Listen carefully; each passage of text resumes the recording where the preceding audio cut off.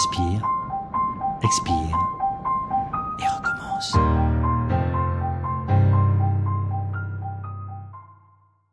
Bonjour et bienvenue dans mon podcast Inspire, expire et recommence.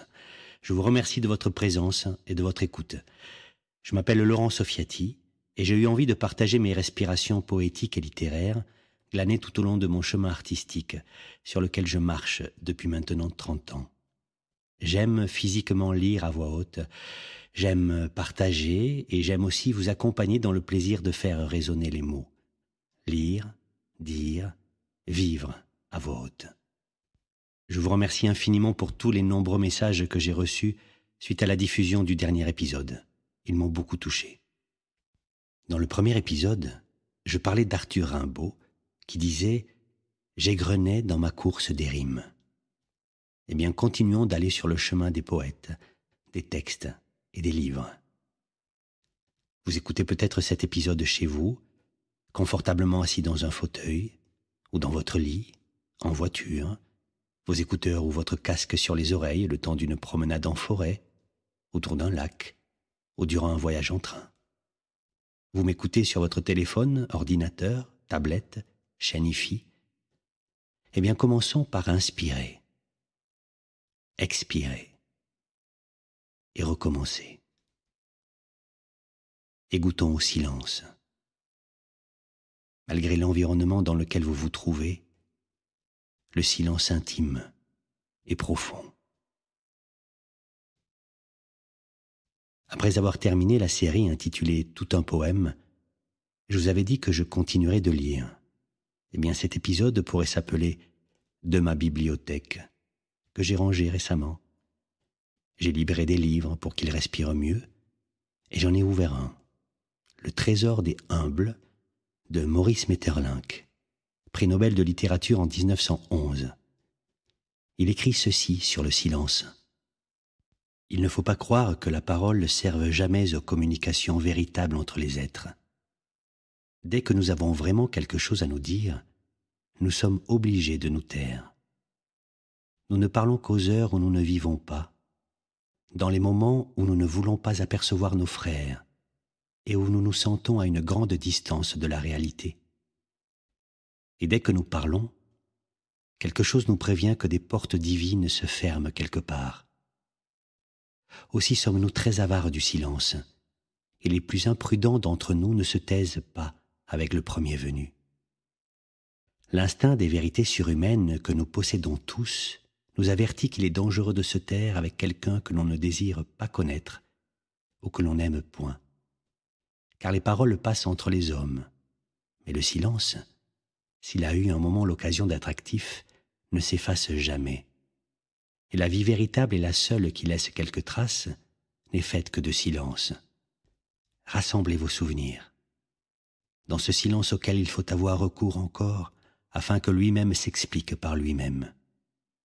Et s'il vous est donné de descendre un instant dans votre âme, jusqu'aux profondeurs habitées par les anges, ce qu'avant tout vous rappellerait d'un être profondément, ce n'est pas les paroles qu'il a dites, ou les gestes qu'il a faits, mais les silences que vous avez vécus ensemble, car c'est la qualité de ces silences qui seule a révélé la qualité de votre amour et de vos âmes. Et c'est parce qu'aucun de nous n'ignore cette sombre puissance et ces jeux mystérieux que nous avons une peur si profonde du silence. Nous supportons à la rigueur le silence isolé, notre propre silence. Mais le silence de plusieurs, le silence multiplié, et surtout le silence d'une foule est un fardeau surnaturel dont les âmes les plus fortes redoutent le poids inexplicable. Nous usons une grande partie de notre vie à rechercher les lieux où le silence ne règne pas. Dès que 2 ou 3 hommes se rencontrent, ils ne songent qu'à bannir l'invisible ennemi, car combien d'amitiés ordinaires n'ont d'autre fondement que la haine du silence. Et si malgré tous les efforts, il réussit à se glisser entre des êtres assemblés, ces êtres tourneront la tête avec inquiétude du côté solennel des choses que l'on n'aperçoit pas. N'est-ce pas le silence qui détermine et qui fixe la saveur de l'amour ? S'il était privé du silence, l'amour n'aurait ni goût, ni parfum d'éternel. Qui de nous n'a connu ces minutes muettes qui séparaient les lèvres pour réunir les âmes ? il faut les rechercher sans cesse. Il n'y a pas de silence plus docile que le silence de l'amour, et c'est vraiment le seul qui ne soit qu'à nous seuls. Les autres grands silences, ceux de la mort, de la douleur ou du destin, ne nous appartiennent pas. Ils s'avancent vers nous du fond des événements, à l'heure qu'ils ont choisie, et ceux qu'ils ne rencontrent pas n'ont pas de reproche à se faire. Mais nous pouvons sortir à la rencontre des silences de l'amour. Ils attendent nuit et jour au seuil de notre porte, et ils sont aussi beaux que leurs frères. Grâce à eux, ceux qui n'ont presque pas pleuré peuvent vivre avec les âmes aussi intimement que ceux qui furent très malheureux. Et c'est pourquoi ceux qui aimèrent beaucoup savent aussi des secrets que d'autres ne savent pas. Car il y a dans ce que taisent les lèvres de l'amitié et de l'amour profond et véritable des milliers et des milliers de choses que d'autres lèvres ne pourront jamais taire.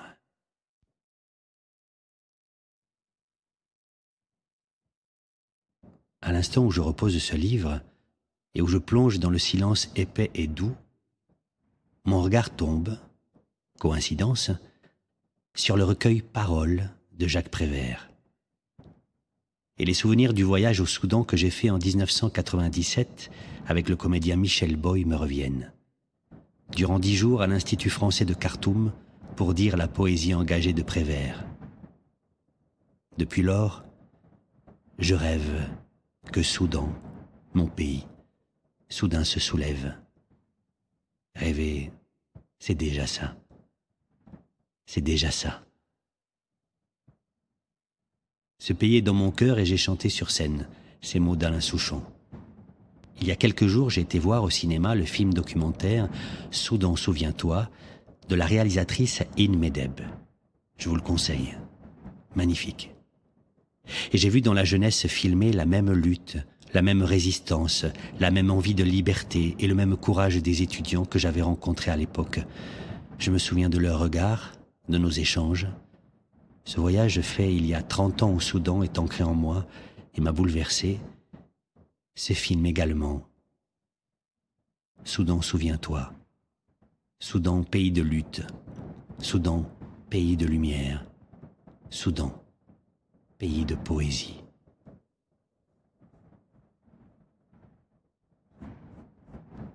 La transition entre le vent et le personnage qui suit est toute trouvée. Le vent nous amène naturellement au moulin, si cher à Don Quichotte. Don Quichotte, rêveur magnifique qui m'a souvent inspiré. J'ai joué dans le spectacle musical L'Homme de la Mancha en Belgique, j'ai chanté sa célèbre quête en concert, et j'ai partagé quelques chapitres avec le public nombreux et fidèle des Lectures sous l'arbre en 2023 sur le plateau du Haut-Lignon que je retrouverai cet été pour ce magnifique événement du 17 au 23 août, où je suis impatient de lire la correspondance entre Albert Camus et Maria Casares. Donc, c'est lors de cet événement que j'ai eu le plaisir de rencontrer l'autrice Lydie Salvert, pour qui j'ai une amitié et une tendresse particulière. Prix Goncourt 2014 pour son roman Pas pleurer, j'ai eu la chance de lire à ses côtés l'extrait suivant dans son livre au très beau titre « Rêver debout », que je viens de replacer sur l'étagère de ma bibliothèque. Lydie Salvert donc interpelle l'auteur de Don Quichotte, Miguel de Cervantes Saavedra, à travers une quinzaine de lettres, et dans sa première lettre, elle lui écrit « Monsieur, je vous le dis tout net, je ne suis pas d'humeur à rien, et les façons dont vous traitez votre Quichotte ne sont pas de mon goût. Vous prétendez que son cerveau, tout empli des fadaises qu'il a lues dans les livres et qu'il croit véridiques, l'amène à commettre des actes insensés. Est-il insensé de considérer que la littérature n'est pas lettre morte, parure de cheminée, boniment inutile, mais plutôt lettre vive, ardente, expérience intime qui bouleverse la vie? Est-il insensé de se révolter contre les saloperies dont nous sommes témoins et de leur livrer bataille avec les moyens du bord, quitte à se casser la gueule? Est-il insensé de vouloir se faire le rempart et l'appui des déshérités de toutes sortes, au risque de déplaire à la Santa Hermandad qui veille à ce que rien ne nuise à sa très sainte Église comme à sa très catholique majesté? Préférez-vous que l'indifférence, la résignation ou l'abdication deviennent notre lot et que nous regardions s'empiper les misères des autres dès lors qu'elles ne nous regardent pas? Préférez-vous qu'on les dénonce, tout en se gardant bien d'agir, comme si les vertus n'auraient volté en toc, mine indignée, voix frissonnante et tenue savamment débraillée, pour se délecter ensuite de leur très fatale impuissance? Ou pire encore, préférez-vous un monde où l'on ne croirait plus en rien, où l'on ne se vouerait plus à rien, et où l'on s'en féliciterait avec plus ou moins de cynisme? Préférez-vous un monde où il n'y aurait plus motif à s'exalter sinon devant la flambée des cours de l'action totale? Un monde où l'enthousiasme, l'ardeur, le désir impérieux et sauvage ne surgiraient plus que devant le projet d'engranger toujours plus de dividendes?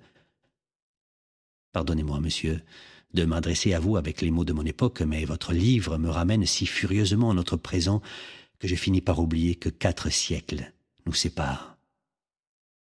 Je vous invite vivement à découvrir la suite de cette correspondance entre Lydie Salver et Miguel de Cervantes.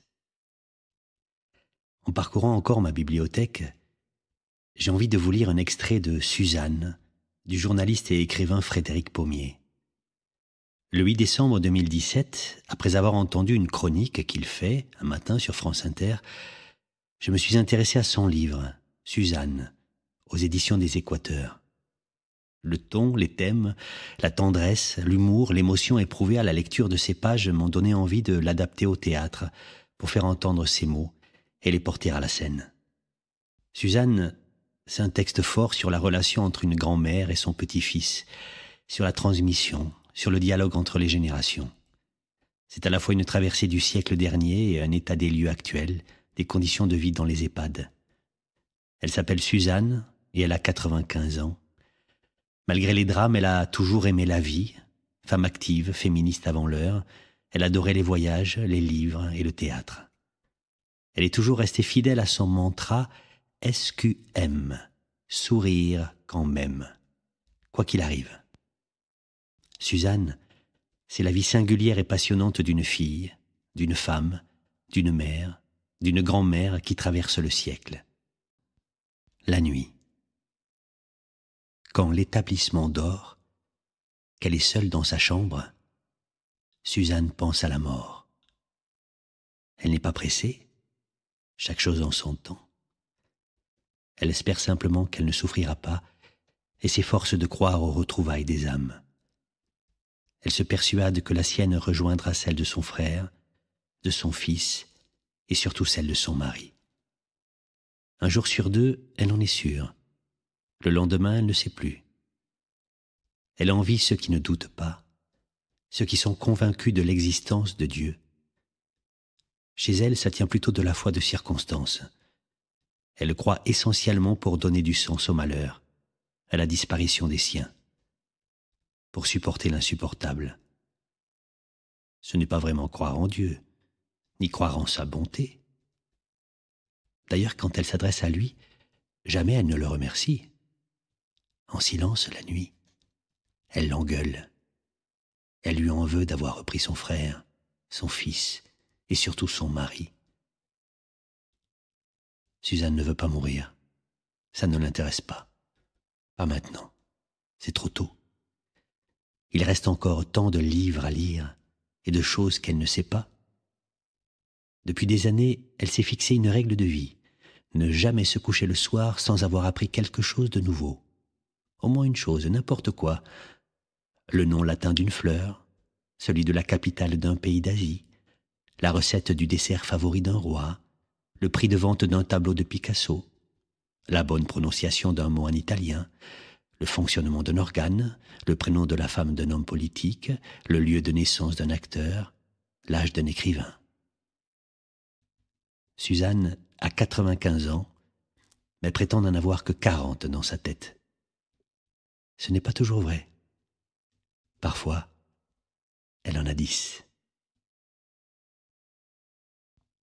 Pour terminer cet épisode, ce qui m'est difficile de faire car de nombreux livres devant mes yeux n'attendent qu'à être ouverts et lus pour vous, j'aimerais vous lire un extrait de l'auteur André Suarez que m'a fait découvrir mon ami Michel Murat, professeur de littérature française à la Sorbonne et à l'École normale supérieure. André Suarez, donc, écrit en 1920, dans L'Art du livre, le texte suivant qui, vous en conviendrez, est fulgurant et visionnaire, au regard de nos technologies et de nos nouvelles intelligences. Il est possible que le livre soit le dernier refuge de l'homme libre. Si l'homme tourne décidément à l'automate, s'il lui arrive de ne plus penser que selon les images toutes faites d'un écran, ce termite finira par ne plus lire. Toutes sortes de machines y suppléeront. Il se laissera manier l'esprit par un système de vision parlante. La couleur, le rythme, le relief, 1000 moyens de remplacer l'effort et l'attention morte, de combler le vide ou la paresse de la recherche et de l'imagination particulière. Tout y sera, moins l'esprit. Nous arrivons déjà à la fin de ce podcast. J'espère que l'écoute vous en a été agréable. Merci à Timon Imbert pour l'habillage sonore. Mais ma main impatiente va chercher encore au bout de l'étagère un petit livre, aux éditions des Solitaires Intempestifs. Alors ne résistons pas et retardons un peu la fin de l'épisode. Ce livre bleu et blanc, c'est « Du luxe et de l'impuissance » de Jean-Luc Lagarce. Jean-Luc Lagarce est mort à l'âge de 38 ans. Il était comédien, metteur en scène, directeur de troupe et dramaturge français. C'est l'un des auteurs contemporains les plus joués en France et ses textes sont joués dans de nombreux pays. Voici un court texte intitulé « Nous devons préserver les lieux de la création ». Nous devons préserver les lieux de la création, les lieux du luxe de la pensée, les lieux du superficiel, les lieux de l'invention de ce qui n'existe pas encore, les lieux de l'interrogation d'hier, les lieux du questionnement. Ils sont notre belle propriété, nos maisons à tous et à chacun. Les impressionnants bâtiments de la certitude définitive, nous n'en manquons pas, cessons d'en construire. La commémoration, elle aussi, peut être vivante, le souvenir aussi peut être joyeux ou terrible. Le passé ne doit pas toujours être chuchoté ou marché à pas feutrés. Nous avons le devoir de faire du bruit. Nous devons conserver au centre de notre monde le lieu de nos incertitudes, le lieu de notre fragilité, de nos difficultés à dire et à entendre. Nous devons rester hésitants et résister ainsi, dans l'hésitation, aux discours violents ou aimables des péremptoires professionnels, des logiques économistes, les conseilleurs-payeurs, utilitaires immédiats, les habiles et les malins, nos consensuels seigneurs. Nous ne pouvons nous contenter de notre bonne ou de notre mauvaise conscience devant la barbarie des autres. La barbarie, nous l'avons en nous. Elle ne demande qu'à nous ravager, qu'à éclater au plus profond de notre esprit et fondre sur l'autre. Nous devons rester vigilants devant le monde, et rester vigilants devant le monde, c'est être encore vigilants devant nous-mêmes. Nous devons surveiller le mal et la haine que nous nourrissons en secret sans le savoir, sans vouloir le savoir, sans même oser l'imaginer. La haine souterraine, silencieuse, attendant son heure pour nous dévorer et se servir de nous pour dévorer d'innocents ennemis. Les lieux de l'art peuvent nous éloigner de la peur, et lorsque nous avons moins peur, nous sommes moins mauvais. Voilà, je vous ai ouvert une partie de ma bibliothèque. Mais vous, quel livre aimez-vous? Quelle page d'écriture vous transporte? Dites-moi. Si ce podcast vous a plu, n'hésitez pas à le partager autour de vous et à me laisser un commentaire. Si vous souhaitez un accompagnement pour le plaisir de lire, contactez-moi. Vous pouvez prendre rendez-vous pour une séance découverte offerte dans le lien ci-dessous ou sur mon site www.laurentsofiati.com pour lire à voix haute, dire à voix haute, vivre à voix haute. Je vous donne rendez-vous dans 15 jours pour un prochain épisode. Nous continuerons à marcher ensemble sur le chemin de mes respirations poétiques, au plaisir de lire et de vous lire. Je vous remercie, je vous dis à très bientôt et surtout n'oubliez pas, inspire, expire et recommence.